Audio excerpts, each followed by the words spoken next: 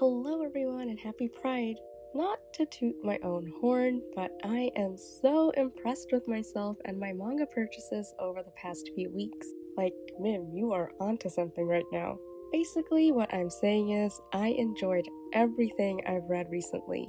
Do you ever get that warm, buzzy feeling when things in life seem to be going so well? Like, there's an extra skip in your step. That is how I'm feeling about my manga right now. I will say, I think I went a little too hard in terms of money spent. I can't bring myself to regret buying all of these books though, since I had too much fun while reading. For the next couple weeks though, I'm going to try and cut back a little on my spending. And wow, just saying that breaks my heart.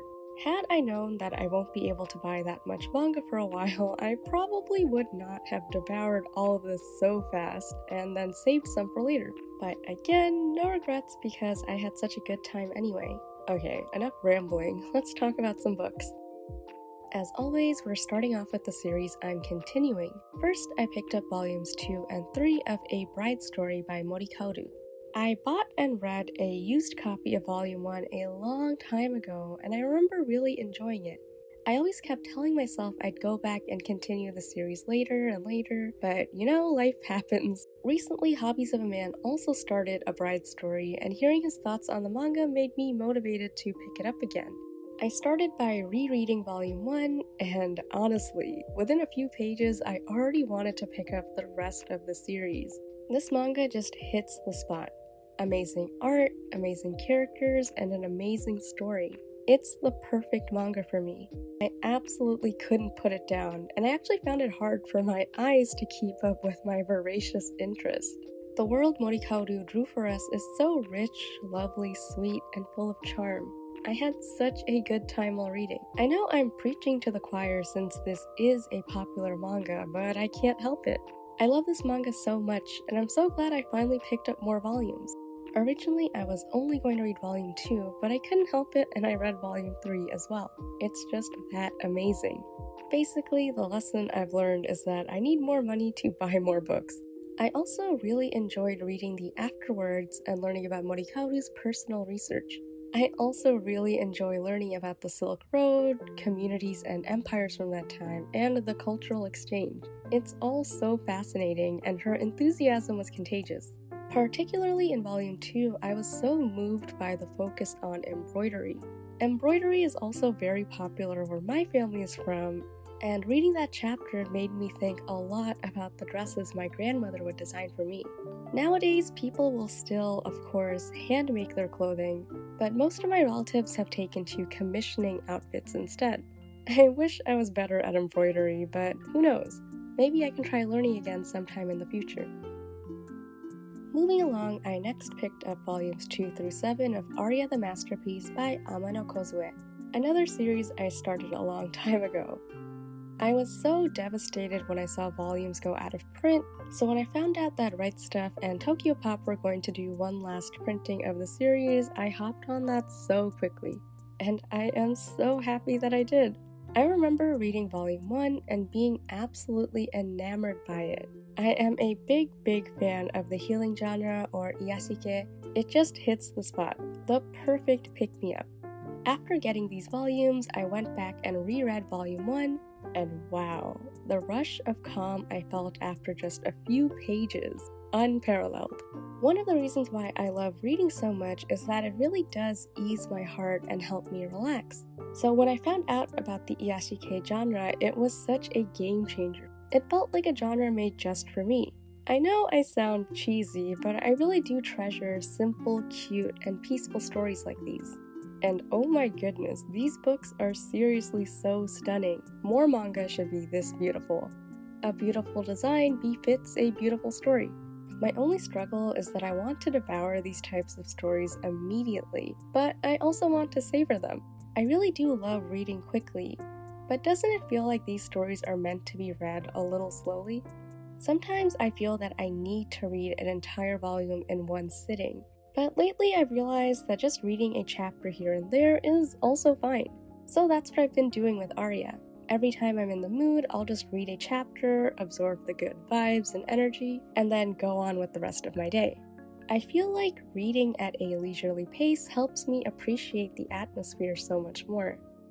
I am really happy to have the rest of Aria right now, and I am so excited to continue this fun, carefree, and healing journey. As if I could talk about soothing series without talking about Midori Kawayuki's Natsume's Book of Friends. I picked up volume 19 this time. Not much to say here, I absolutely love Natsume's Book of Friends. It's one of my favorite anime and one of my favorite manga. For a while now, I've been slowly picking up the volumes.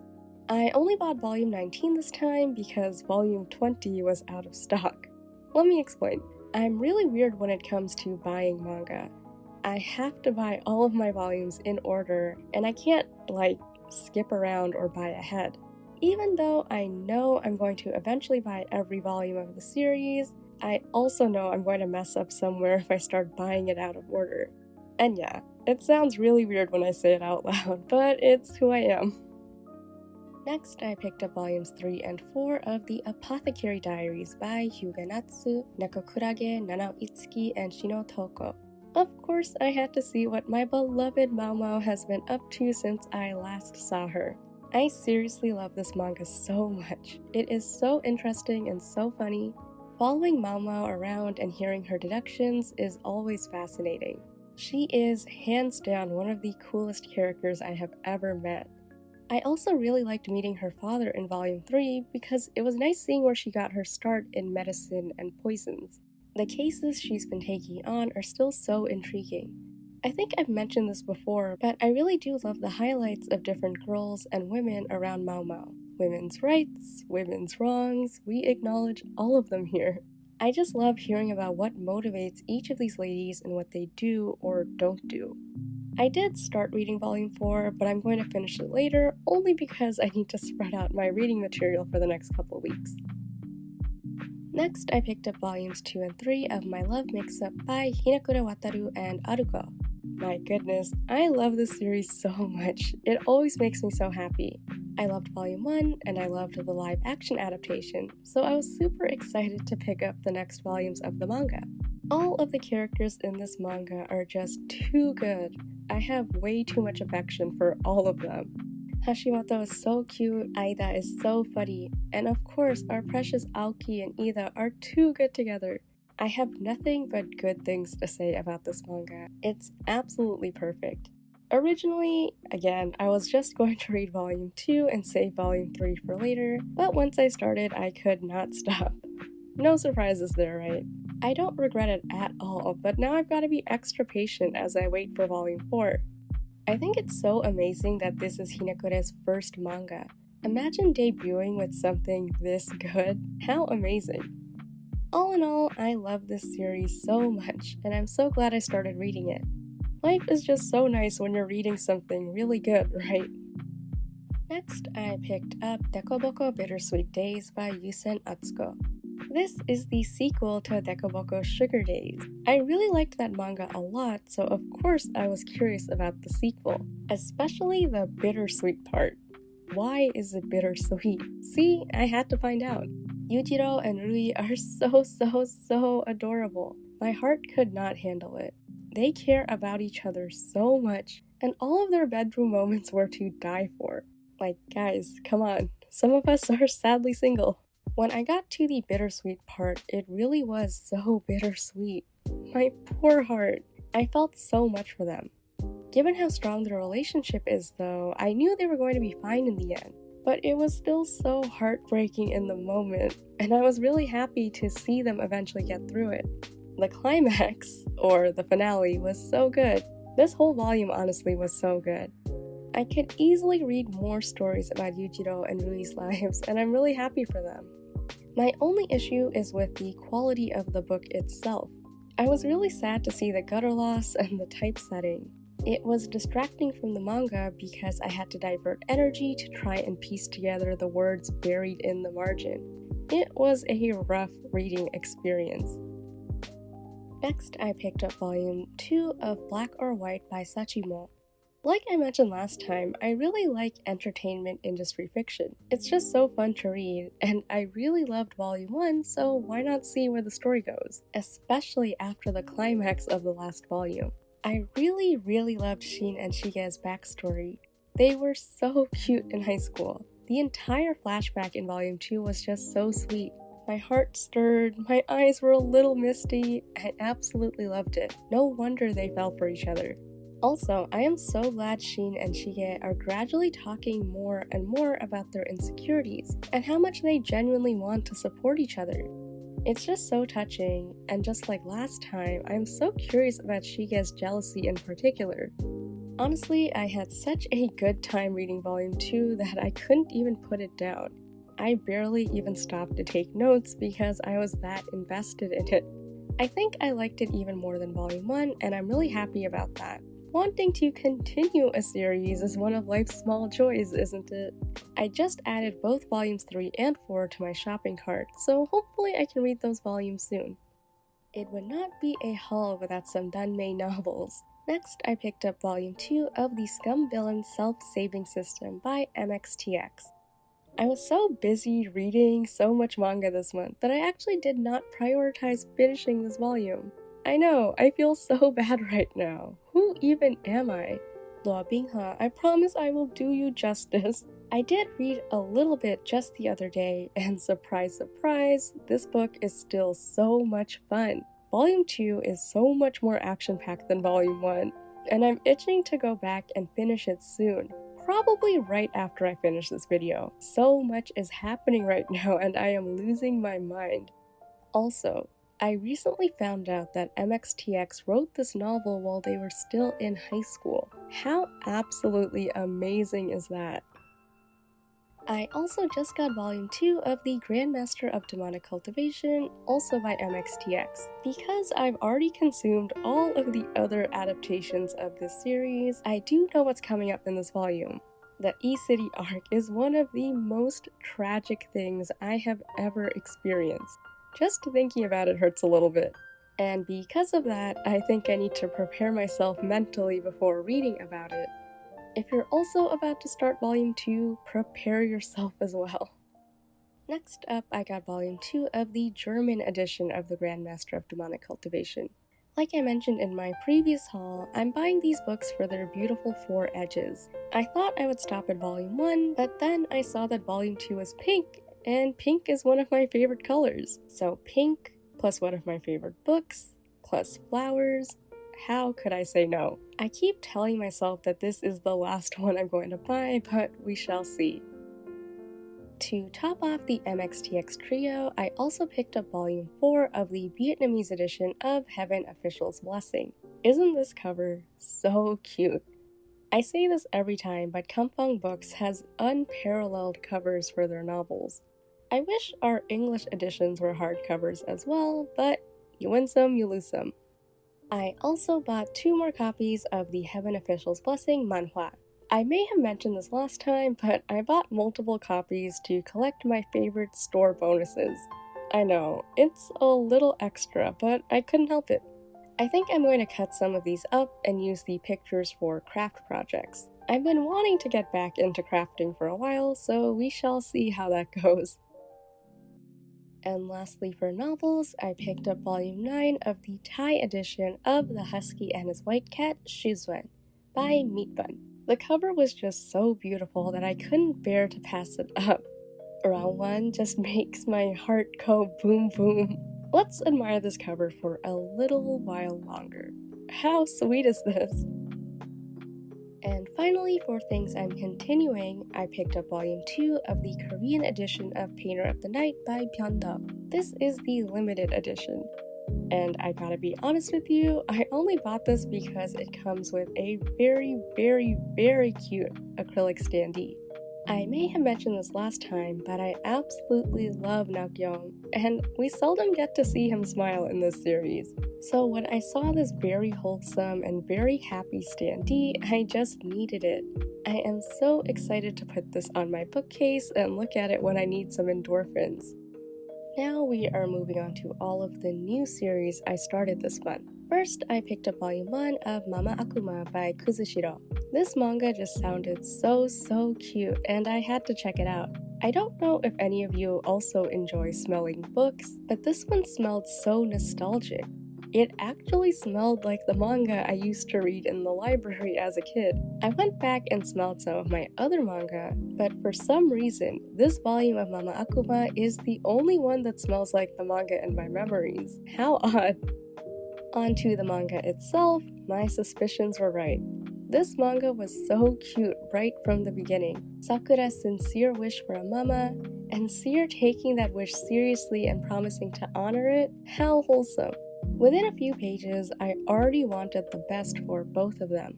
I'm about 2/3 of the way done with this volume, and it's just fantastic. It's so sweet, funny, wacky, and I gotta say it again, so sweet. Sakura's whole family is so great. I love all of their contrasting personalities. And honestly, every character that gets introduced is so incredible. I love them all. I also loved seeing Seer adjusting to his new life as a mama. He's so earnest that it's adorable. The only reason why I haven't finished this volume is that I just wasn't in the mood. Each chapter is largely episodic, so I feel like it'll be easy to just jump back in when I need to. I feel like this manga is going to be great to have around as a pick-me-up when I need a little dose of cuteness. Picked up volume 1 of A Gentle Noble's Vacation Recommendation by Misaki, Momochi, and Sando. I got this because the premise made it sound really chill and like a very leisurely read. And just from the blurb, Lizelle sounded so charming and I wanted to learn more about him. I absolutely adored his laid-back attitude. He's also so smart and funny, and I also really love prickly characters like Gil, who seem a little tough but are actually softies on the inside. Backtracking a little bit, I actually really like the adventure genre, but I honestly haven't picked up manga like that recently. So this manga felt like a nice transition for me. Maybe I'll start picking up more adventure series in the future. This manga has some seriously strong dungeon crawl vibes, which I absolutely loved. I love the idea of exploring a labyrinth for hidden mysteries and maybe treasure. I feel like I'd be too scared to do that in real life, so it's nice to live vicariously through fictional characters. Overall, I really enjoyed this volume. It was fun and relaxing. Not too serious, but still an interesting adventure. If you like dungeon crawls and fantasy RP games, you'd probably have fun with this too. One thing though, I have to keep reminding myself that this manga is not BL. There is technically no romance, but if your bro says they own you and you actually like that, isn't that a little gay? Or if you and your buddy hold hands and say you want to continue being with each other, isn't that a little too romantic? Maybe I'm just projecting. Either way, Lizelle and Gil make such a good team, and I'm excited to read more about them. Next, I picked up a manga I was so excited for. Volume 1 of I Want to Be a Wall by Shirono Honami. This manga is probably my most highly anticipated title of the year, for now at least. When Yen Press announced this license and I read the premise, I thought the stars aligned. This manga sounded absolutely perfect for me. An asexual Fujin marrying her gay friend? How interesting. I pre-ordered it immediately, and over the past few months I've also been periodically checking if the release date would stay the same or not. That's how much I anticipated this. It brings me so much joy to say this manga is absolutely perfect. I loved Volume 1 so much. It was so sweet and funny, but also so poignant and heart-rendering. I don't think I've ever read a manga centered around a queer platonic relationship, at least not one that is so clear like this one. But wow, this manga! It had so many cute and funny moments, like when Yuriko and Gaku tried coming up with a cover story for their relationship, but they were so hung up on the detail of whether or not couples regularly shower together. They are just so sweet and so sincere. I would love to have a relationship like this one day. Aside from the humor, I also really appreciated the distressing parts too. The need for a safe space to just be yourself. The constant struggle of wondering if you're a freak or not for feeling a certain way. And probably the most relatable to a lot of people, the pain of a one-sided love. When Gaku shared his feelings and his intention of continuing to love his best friend, it reminded me of something I heard in a movie. One-sided love sounds so sad, but it's also something you can cherish all on your own, and you don't have to share it with anyone else. At some point, it just becomes a part of you. I thought Gaku embodied those feelings really well. Again, I love this manga. When Yuriko talked about her reason for loving BL, it actually also resonated a lot with me. One of the many reasons why I like BL is the fact that it's often a world that exists outside of me and the expectations that are put on me.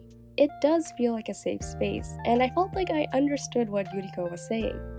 I absolutely cannot wait to read more of this manga and see more of how Gaku and Yuriko will continue supporting each other. We all need a friend or a companion like that, someone who accepts and supports you without expecting the impossible from you. And I gotta say, reading this manga made me feel so warm and safe. Also, before I forget, Bizarre Individual, Dynamic Dylan, and Rachel Catherine are hosting the Manga Pride Readathon again this year, and I am definitely using this manga, as well as some of the others in this video, to fulfill as many prompts as I can. On my journey to read all of Hinohara Meguru's works, I picked up Secret XXX. The thing is, I was waiting for ages for the English edition to come back in stock online, but I genuinely thought it wasn't going to. That's why I ended up buying it in Japanese. Of course, as soon as I did that, the English version came back in stock. I just ordered that one, so I'm going to wait until that copy gets here to start this manga. Some of you may know that I am obsessed with another Hinohara manga, Therapy Game. Therapy Game is actually a spin-off of Secret XXX, so it would be a disservice to myself to call myself a Therapy Game fan without reading the original story. But I shall soon fix that. Also by Hinohara Meguru, I bought volumes 1 and 2 of Kamisama no Uroko. This manga unfortunately does not have an English license yet. This was pretty much a blind buy, but I love Therapy Game so much that I already knew this was probably going to be fantastic. The covers are absolutely stunning for one, and I think this is Hinohara's first fantasy BL, which is so exciting. I went into this with high expectations, and for once, all of my expectations were met. This manga is amazing. Oh my goodness, the character design is phenomenal. Chiharu and Rin are both so handsome, so lovely, and so interesting. I rarely see characters like Rin who are so wholesome, respectful, sweet, and earnest. The way he genuinely tried to earn Chiharu's affection was so pure. I just want to protect this cinnamon roll. This story is so beautiful and so heartwarming. Again, I loved it so much. But because I loved these 2 volumes so much, I'm extra sad that the manga is on hiatus right now. At least I think it is, because it has been a while since the last update. Hopefully it'll continue one day soon and I can buy volume 3. And hopefully Sublime picks this manga up too. Next, I picked up volume 1 of Run on Your New Legs by Midori Wataru. Let me tell you, this entire haul got kickstarted because of this one manga. I happened upon it when I was on Right Stuff looking for things to fill my cart with. I read the blurb and I was hooked. Off the top of my head, I don't think I've read that much manga with a focus on prostheses. In general, I really do appreciate any story that elevates or teaches people about disabilities. Disability representation is very important to me. I also just really like learning about new things in manga, whether that's a new industry or hobby or anything. It always prompts me to do my own research later. So yeah, getting this manga was a necessity, and I absolutely loved it. I couldn't put it down, and once again, I could barely stop to make my bullet points for this video. I was just absolutely blown away. I can't even pick one thing I liked about this volume because I liked everything. The characters are so interesting.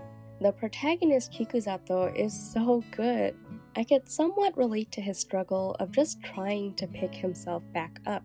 I like that we got to see both ends of his feelings, exploring both his hopelessness and his newfound hope.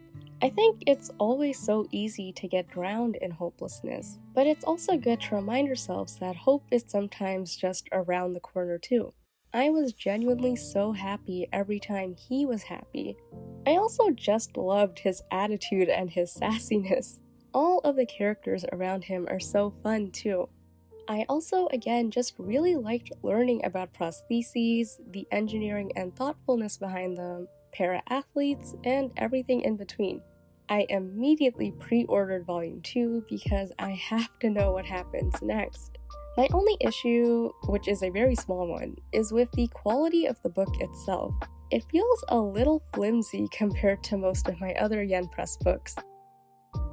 Next, I picked up the first omnibus of Blue Giant by Ishizuka Shinichi.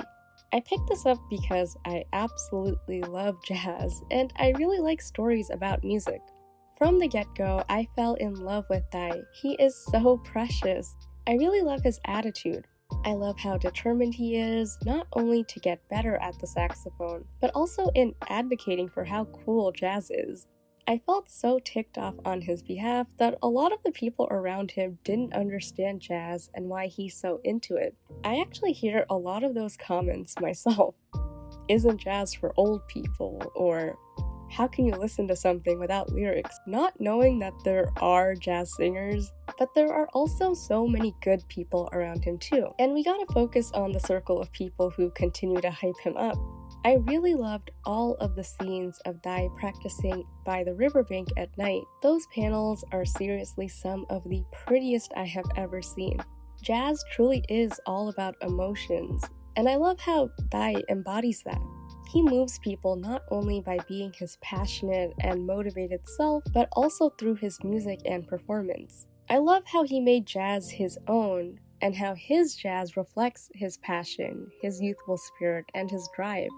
Sure, some people want sultry, slow jazz, but Dai's showing people the fun of loud and boisterous jazz.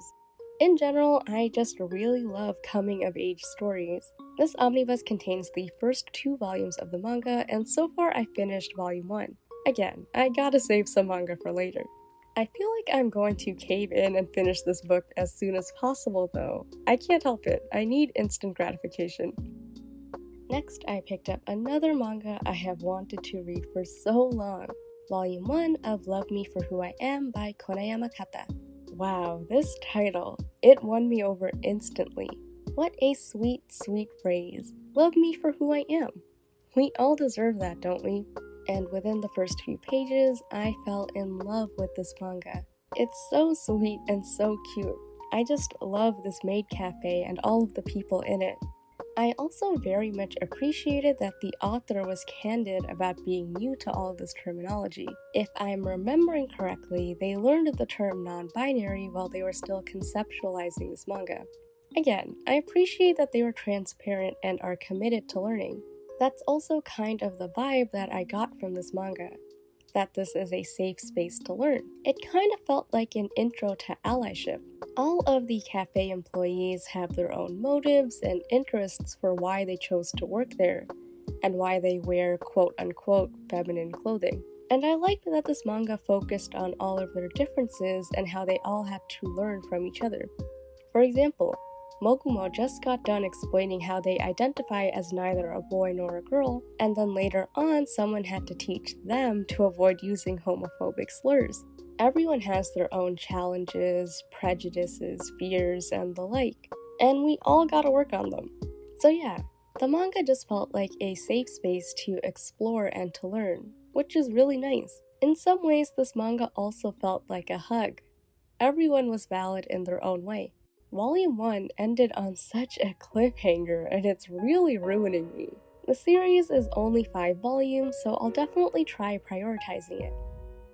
Next, I picked up Lynx, which is a short story collection, and I am, and have always been, trash for short story collections. Plus, this manga is by Kizunatsuki, the creator of Given, another series that completely uprooted my life.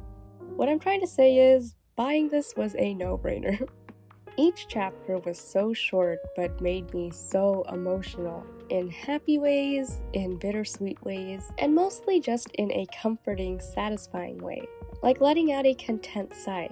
You know, everyone's just trying to find happiness, love, and peace of mind, if you will, in their own ways. For some, it's simple and it happens naturally. For others, it requires shaking things up and abandoning who they used to be. Life never goes as smoothly as we want it to, so it just makes sense that love also doesn't go smoothly. But I liked this manga's overall message around healing and seizing the happiness we want and deserve while we still can. Because that's the thing, isn't it? As long as we're still alive, we can just keep trying and trying. Can you tell that I was seriously going through it today? Thinking too hard about feelings makes me cringe so much sometimes.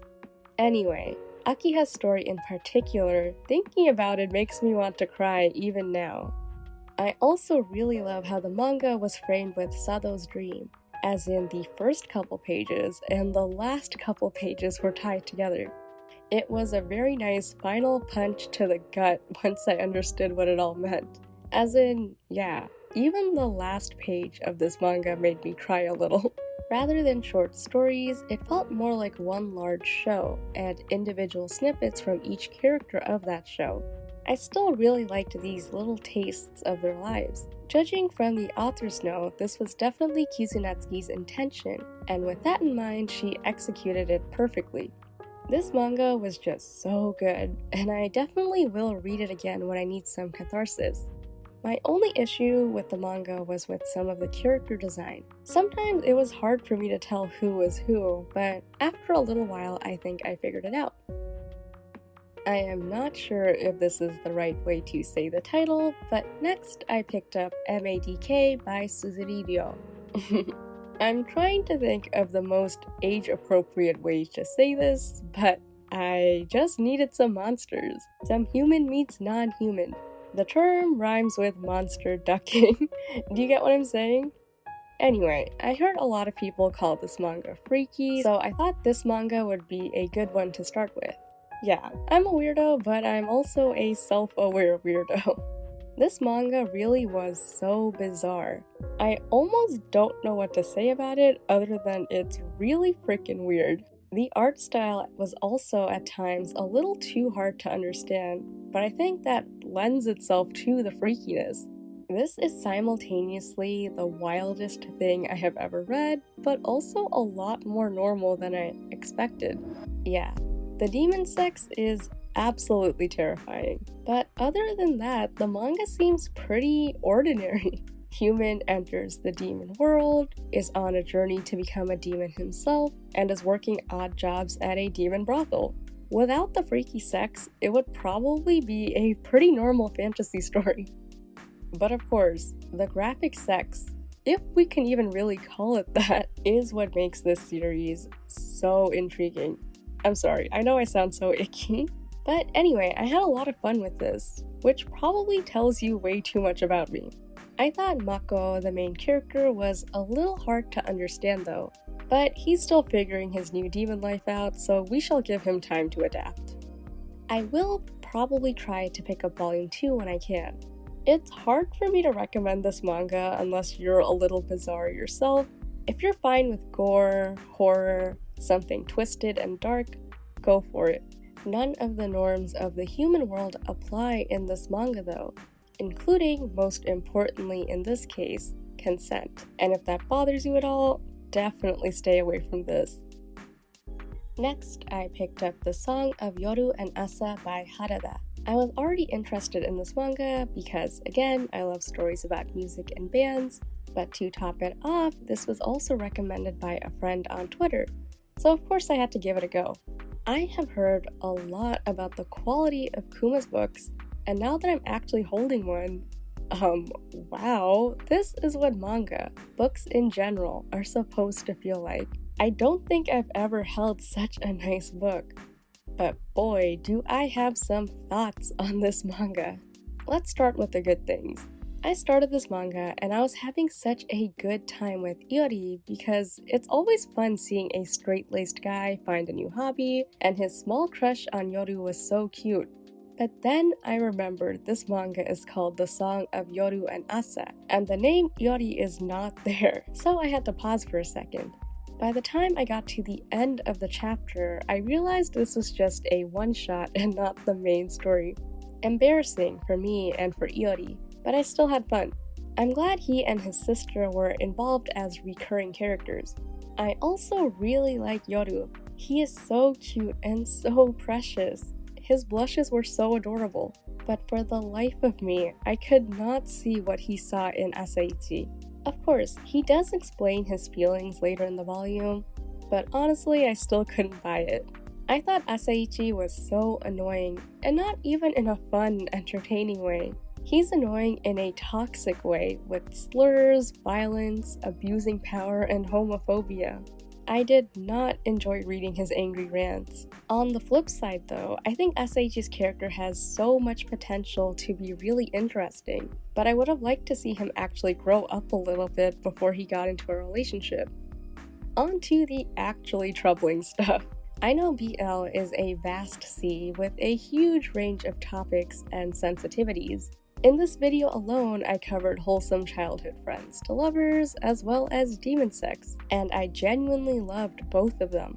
I say this because I'm fully aware that different stories will appeal to different readers, but man, the Song of Yoru and Asa really grated me in a not-so-fun way.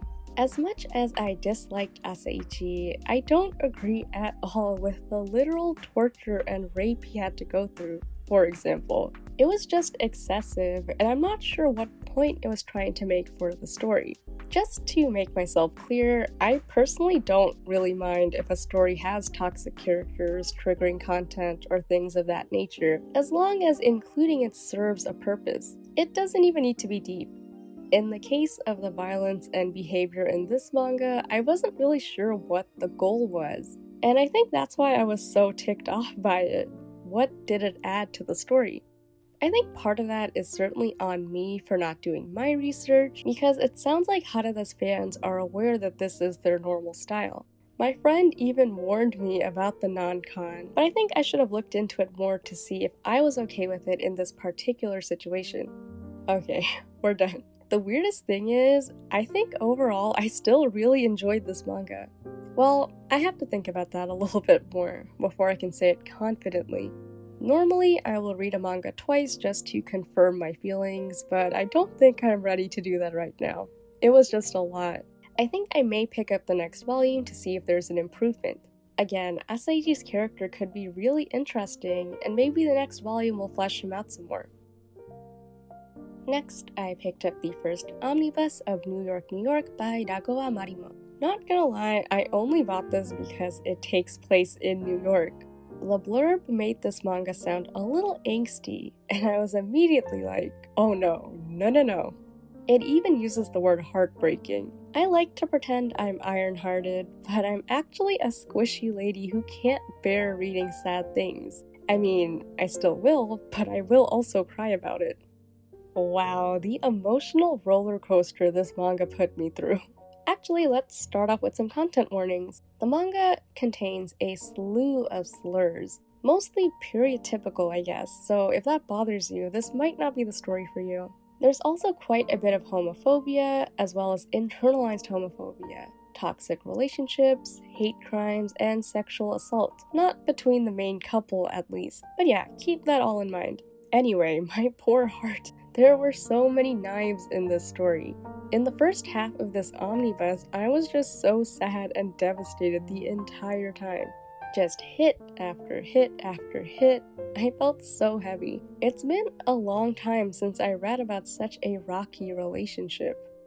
I also just have to say, Mel is the most precious man ever.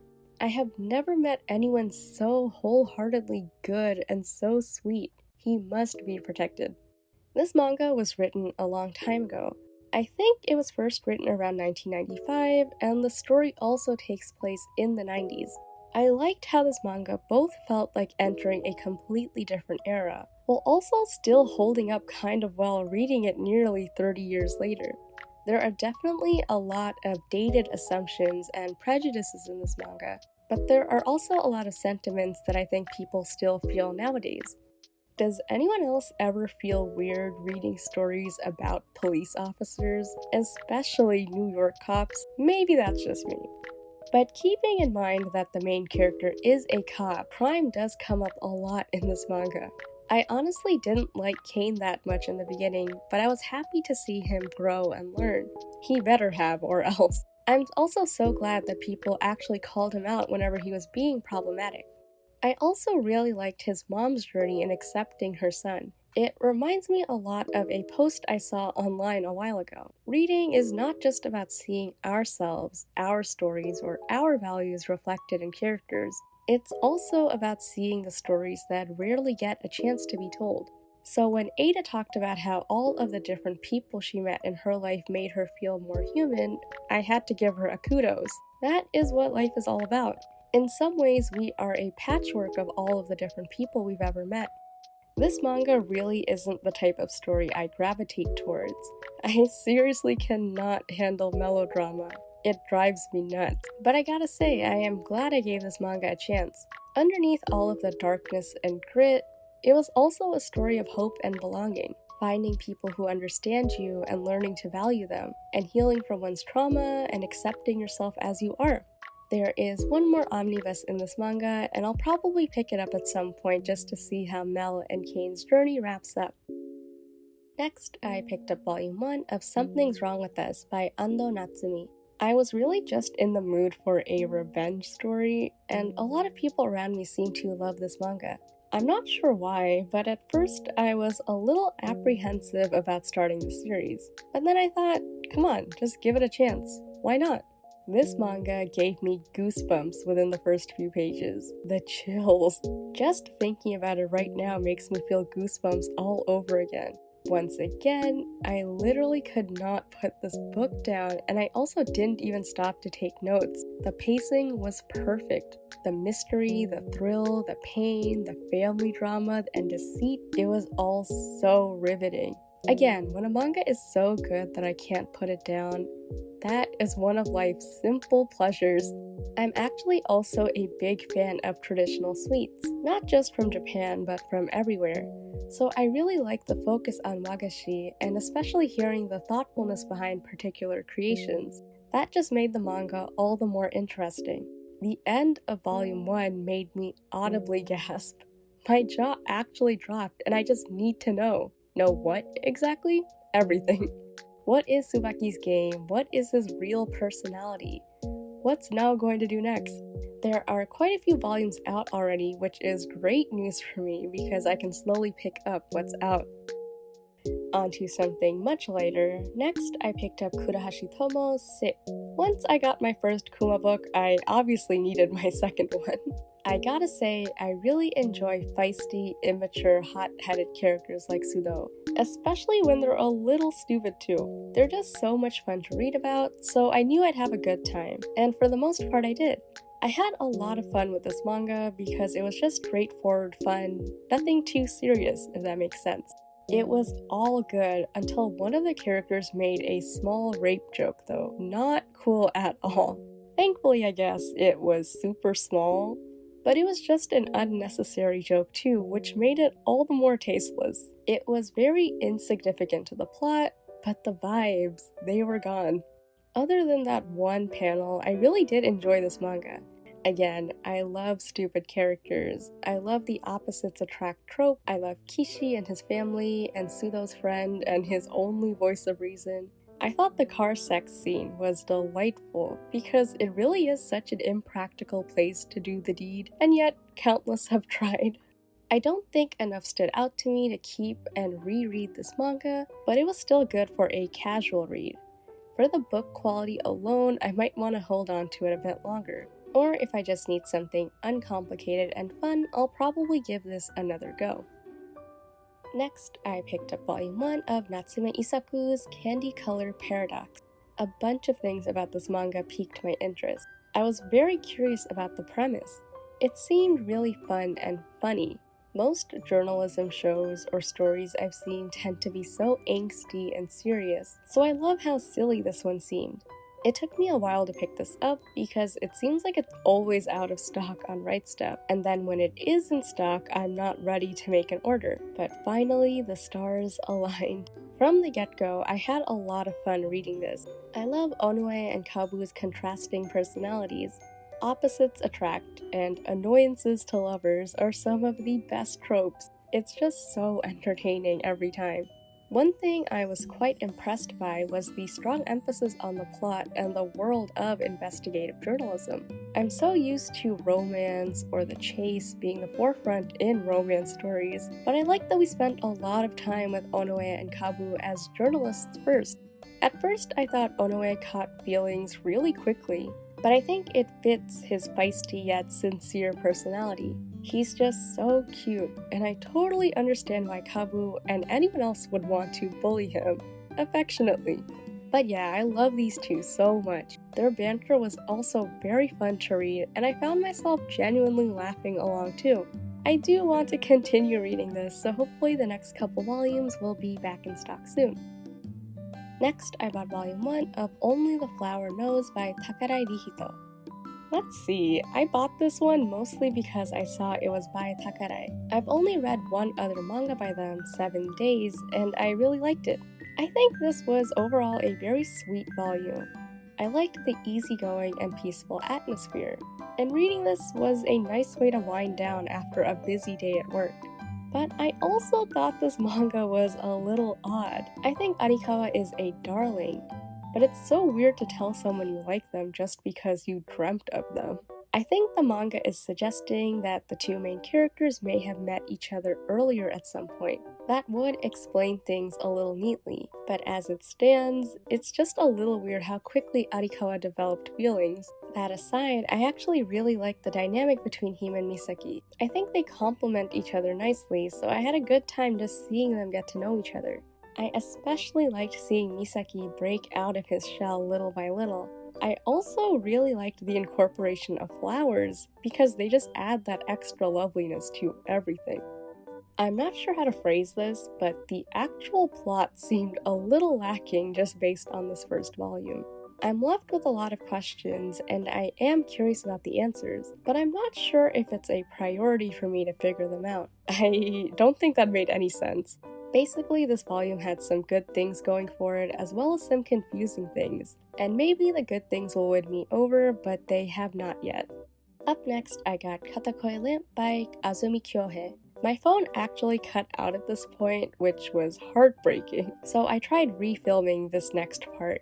Anyway, I've been really enjoying all of Tokyopop's licenses lately, and I've been pretty eager to try them all. When I read that the setting is a coffee shop, I was so intrigued. Funny enough, I actually don't go to coffee shops that often, but I love stories that take place in cafes, bakeries, restaurants, and the like. The combination of food and fun people is simply unparalleled.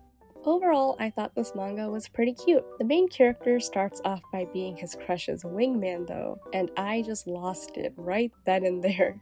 Who agrees to be their crush's wingman? It killed me inside. Kazuto is just such a painfully nice guy. Truly hopeless. This is so minor, but I also thought it was refreshing when Kazuto wanted to ask Hisahara if she had a boyfriend, but then realized it would be inappropriate. Workplace boundaries, very important, but I always feel like I see them being skirted in fiction. I think that also gives you an idea of the kind of thoughtfulness Kazuto operates with. I am all for pining over your crush and doing stupidly cute things in the name of love. But sometimes while reading this manga, I couldn't help but think, ugh, do you really want to do that? Does that make sense right now? I guess love does not make sense, but still. We can't just go around hugging people. Overall, I thought this manga was very fine. A little cliched, a little predictable. Sometimes things happen a little too fast for it to make sense, but it was also very straightforward and sweet. I actually read this manga twice, and the first time around, I thought it was pretty boring and nothing special. I was ready to write it off. But after the second time, I thought it was a nice break from some of the heavy things I read this month. I don't know if there's anything unique enough about this manga for me to hold onto it, but I still enjoyed reading it.